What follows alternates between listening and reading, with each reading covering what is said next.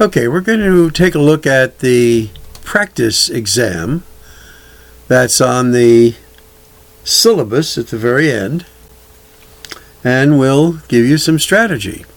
Now, we had shown you these earlier, but we didn't actually do them. So let's take a moment and write them out and analyze them first. Let's see. We want to put this in standard form. So I'm going to move the x over there so that it becomes a positive number. So this is x squared. I'm going to bring this over. This becomes a negative 4x.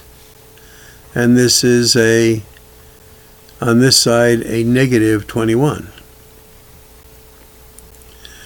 And we're equaling all of that to 0. Now, normally the 0 would be on this side because we're moving everything over, but it'll work out this way too. So, we're going to factor this.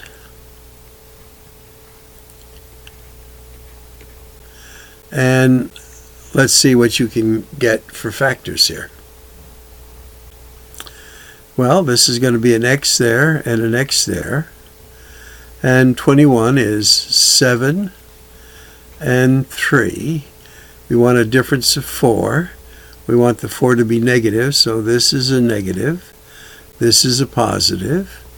And we then get x equals here a negative 3, or x equals here a positive 7. So there are our answers: a positive 7, negative 3. It looks like a circle right there. All right, let's go on to example 2. And by the way, this would be the work you would need to show to get full credit.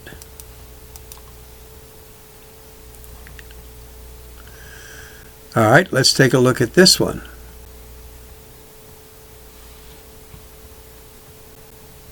So this is in standard form.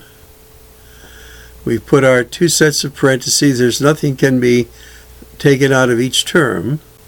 And 5 is prime, so it's going to be 5x and this. Now for our 6 here, this could either be a 6 and a 1, a 3 and a 2, a 2 and a 3, and we need a 7 in the middle. So what would you put there? So if you suggested a 3 and a 2 there, that's good, because our outers now are a 10. This is a 3, and the difference is 7. So we need a negative in the middle, so this will be a negative, and then this will be a positive. And as we look at them, it looks like it's this one right there. All right, let's go on. Now, for this one, as we look at it, we want to substitute a 4. So I would set it up like so. 3, our y is going to be a 4 that we're going to cube, plus 3, our y is still a 4 that we're going to square, and that's what's on top. And on the bottom, we're going to have a 4 that we're going to square, plus 8 times 4 minus 5. So we replace the variable with a known quantity using parentheses, and now we need to start to expand it. Now remember, you need to show the work. 4 to the third is 64, so we're going to get 3 times 64 there, plus, now 4 squared is 16, so we're going to have here 3 times 16. 4 squared is 16. 4 times 8 is 32 minus 5. So I'm going to use my calculator, and you're going to use yours to wind this up. Once again, the work is key. We've gone through the various stages through careful substitution. 3 times 64 is 192. 48, we added that up, was 240. This added up to a 48 minus 5 is 43. And there's our answer right there. Now here we are multiplying, but in essence what they want us to do is to factor all of this. So let's start to factor. 2 sets of parentheses here, and this will be k. Now 36 to end up with a 13 is going to be a 9 and a 4, and again we're going to FOIL to see if we got the right factoring there, which it checks out. And then for this one, k, this is a 5 and a 9, I'm pretty sure. That adds up to 14. Now for this one, the only common factor is a k, so I factor out the k, and I get k plus 5. And then on my bottom here, this looks like a perfect square trinomial, which will factor into k and k, 4 and 4, and plus and plus. Now what we do is we look for common factors. K plus 5 over k plus 5 is a 1. K plus 4 over k plus 4 is a 1. K plus 9 over k plus 9 is a 1. So it looks like we're left with k over k plus 4. K over k plus 4. Right there. And again, this is the work you need to show to get credit for this answer. Now in example 5, we see this is a radical equation. So the idea is to isolate the radical by getting the square root of 3x right there. We're going to take our 5, transpose it to the other side, where this then becomes a negative 5 there, so 11 and negative 5 is going to be a 6. Now the rule to get rid of a radical sign is to raise it to the index number power, so it's 2, and raise this to the second. So now we get 3x equals 36. Divide both sides by 3. X equals 12. And there's our answer. And again, this is the work.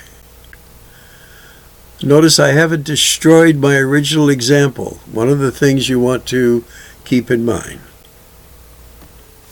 Now, for something like this, I would rewrite this. 5 plus 2i divided by 7 minus 8i. Now, to do this division of complex numbers, we need to multiply our denominator by the what?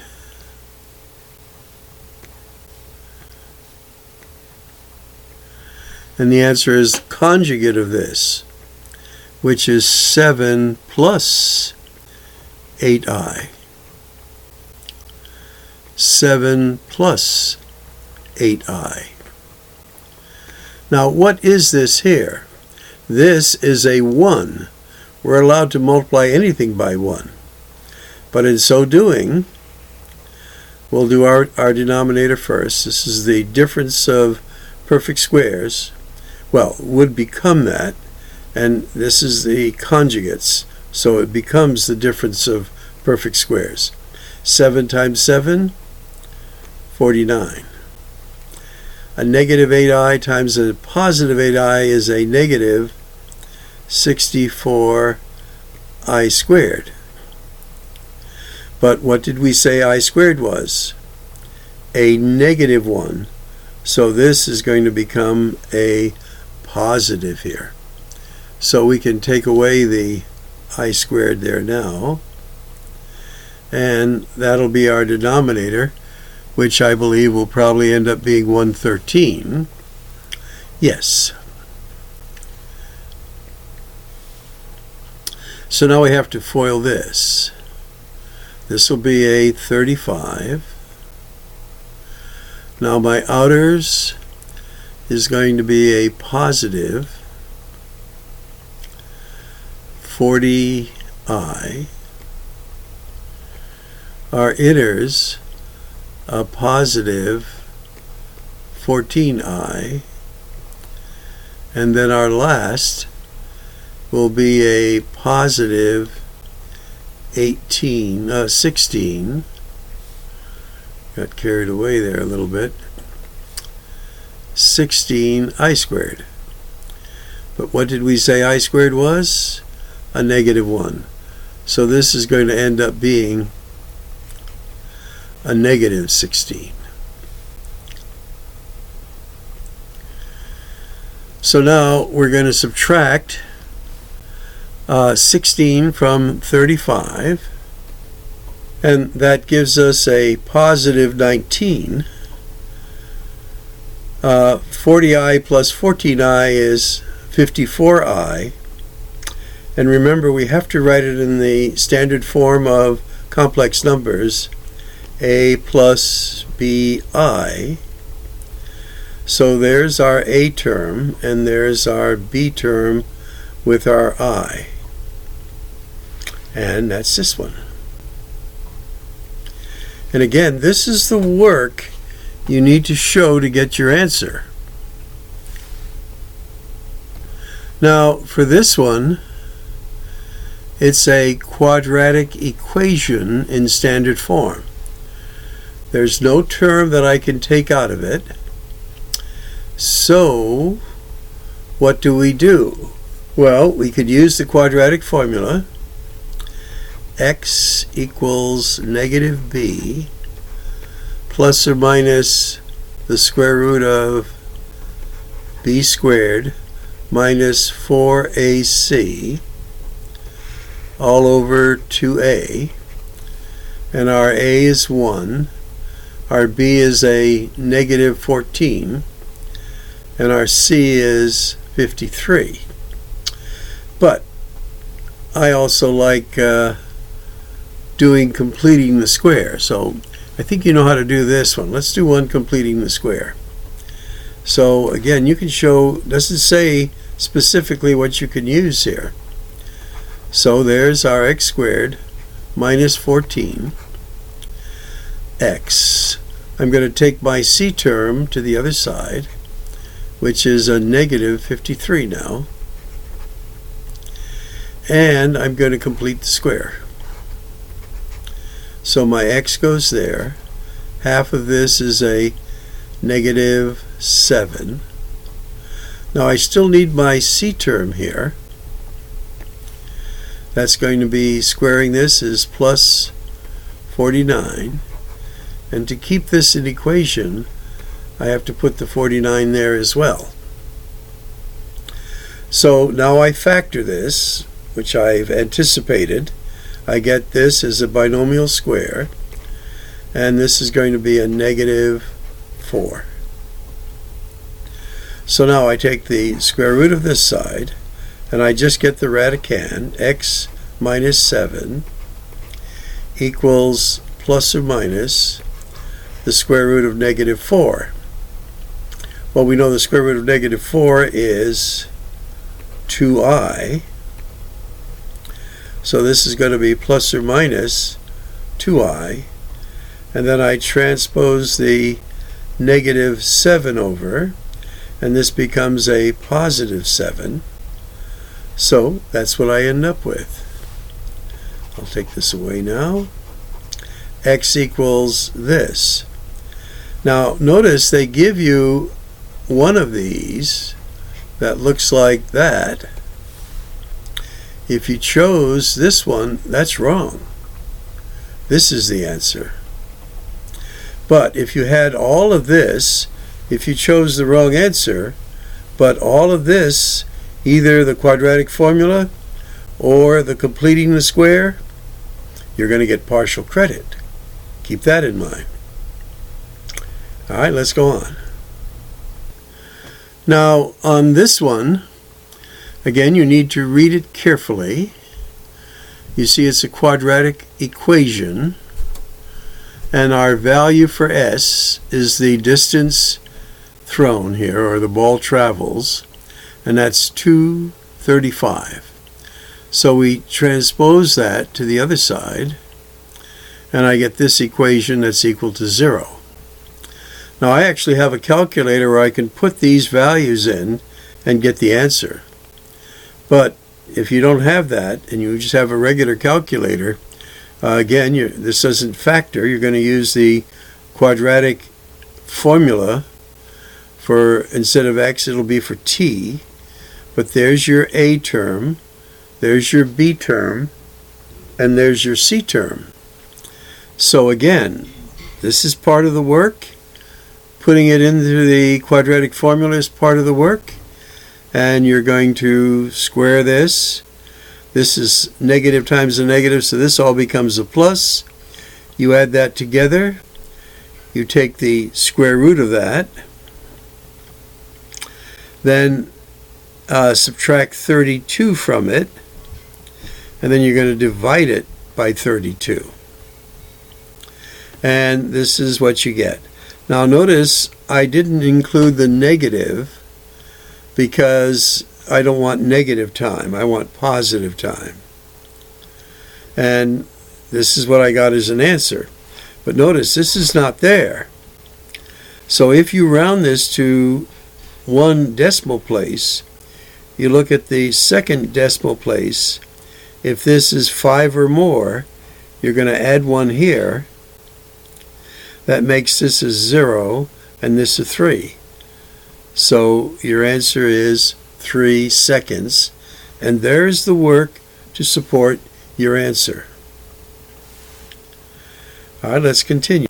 Now in this practice quiz, there are only 10 examples. And on your final exam, it's either going to be 20 or 25. But similar to what we have here. So we just did this the other day. So what we're going to do is solve this equation. So 2 to the 1 plus 2x exponent equals 8. But we want our 8 to have this base. So 8 is actually 2 to the 3rd power. So now that our bases are equal to each other, our exponents are equal to each other.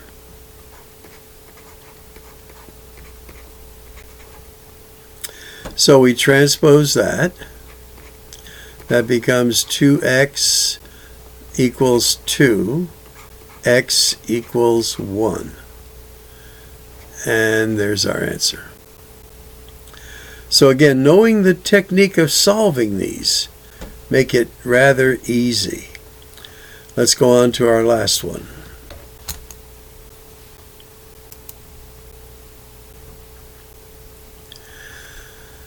All right, so let's take a look at this one and set it up.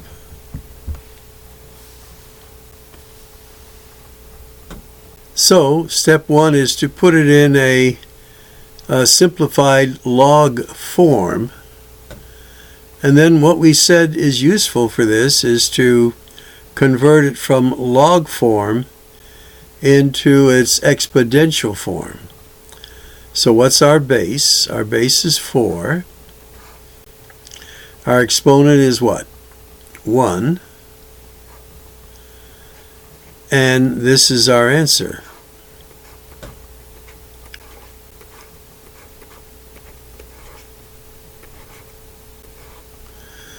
So what we have to do then is to FOIL that, and that gives us x squared minus 12x plus 36 equals 4. We're now going to bring our 4 over to the other side as a negative 4. And we now get 0 equals x squared minus 12x plus 32. Now, that doesn't factor, I don't think. Well, as I look at this, I see this would factor. Factors nicely. But I also did it by completing the square. And I brought my c term over. I found out what my square was here. And I squared this, got my 36 added to both sides. So I get here the 4. I took the square root of both sides now. And I get x minus 6 equals this. Bring the minus 6 over to the other side, it becomes a positive 6, and plus or minus 2. Well, 6 plus 2 is 8. 6 minus 2 is 4. These are the same factors I get here. But notice, these aren't any of the answers. Now, if you take a 4 and you put it in here, this makes this a negative 2. We don't have logs of negative values. This would be a negative 2. We don't have logs of that. That's undefined. So the only answer is 8. But if you pick the wrong answer, by showing the work of how you got it, whether you factored it, you could also have used the quadratic formula, or whether you did it by completing the square, you would get partial credit. Okay, this wraps this up, and it was a little over 22 minutes, but again, I spent time writing things out as you did as well.